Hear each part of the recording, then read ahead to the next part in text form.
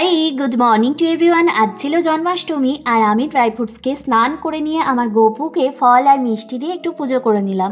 তো তারপর তো বাবা চান টান করে এখানে পড়াশোনা করছিল, আর আজকে আমরা খাগড়া চলে যাব। তো খাওয়া দাওয়া করে বিকেলবেলায় আমরা গেলাম হচ্ছে খাগড়ার বাড়ি। বাইরে প্রচণ্ড বৃষ্টি হচ্ছিল, কালো হয়ে মেঘও ছিল।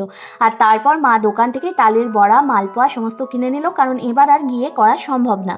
তো তারপর তো মা ঠাকুরকে পুজো করবে বলে সমস্ত কিছু রেডি করছিল এদিকে, আর আমি এদিকে তরকারি বসিয়ে দিয়েছিলাম। ততক্ষণে ওর বাবাও চলে এসেছিল আর ও বাবার সাথে খেলছিল, আর মা তারপর সমস্ত কিছু রেডি করে গোপুদের ভোগ দিয়ে দিল।